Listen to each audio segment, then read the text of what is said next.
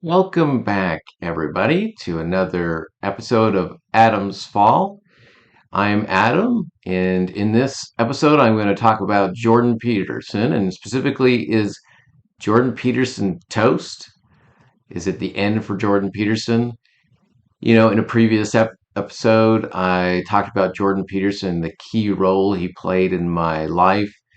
He allowed me to re-examine religion, Christianity, and eventually my own LDS faith.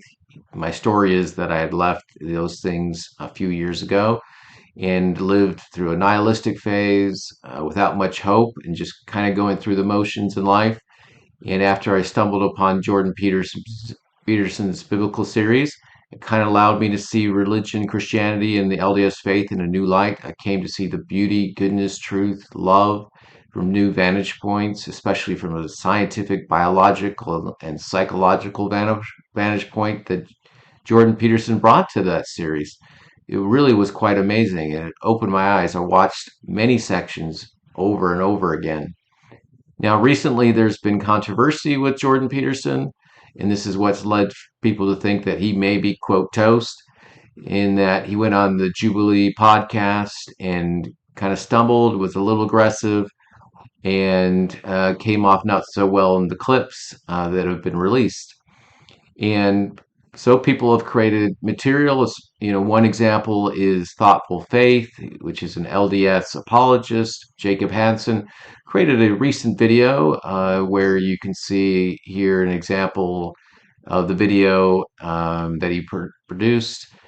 In this video, he critiques a lot of Jordan Peterson's philosophy, his lack of ability to produce a positive world vision with community and rather than just kind of deconstructing the secular worldview. And so it's a pretty interesting video. I would recommend you go watch it.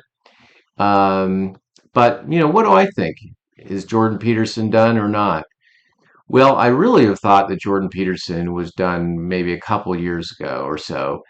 After his biblical series was released, a lot of his psychology material was released. It kind of came material that most of us had gotten used to. He was talking about the same things over and over again, and so we kind of knew what he was all about.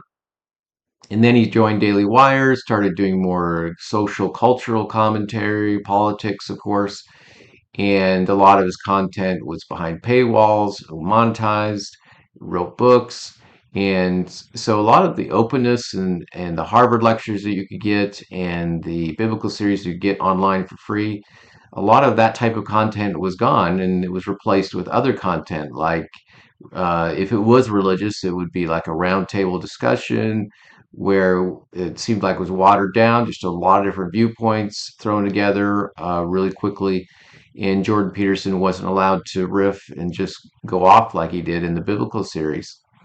So I think the only way that Jordan Peterson can get some of that magic back is if he reclaims his roots. In my own life, in my own work environment, I have allowed things to kind of go downhill myself sometimes, especially when I've forgotten to pay attention to my roots, the things that were working well. And when I go back and look at what went wrong, often I just ask myself, why did I stop doing the stuff that was working? And so I think what made the magic of Jordan Peterson with the original biblical series, where he could stand there in front of a crowd by himself, not a big round table, people commenting, where he can riff on scripture, that's where he was magical. Same is true when you talked about psychological topics. He was by himself. He was allowed to, produce long form content. This is where he was at his best. And if I was to dare to give Jordan Peterson and his team any advice, I would say go back to the magic of what you once had.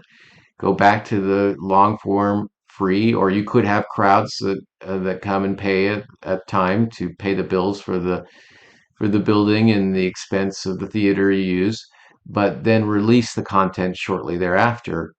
And I would really like to see Jordan Peterson, and I know Paul Vanderklay, who's a Christian pastor, has talked a lot about this. I'd really like to see him, Jordan Peterson, that is, go back to just going through the scriptures, particularly the Gospels.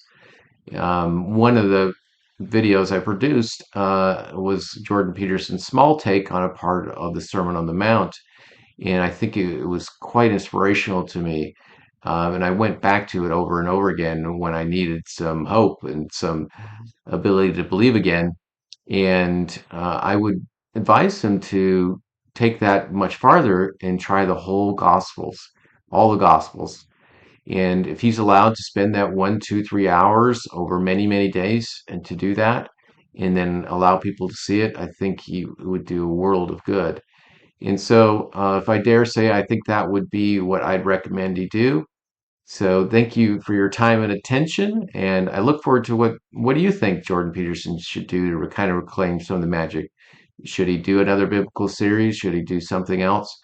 Let me know in the comments. And until next time, have a good rest of your day.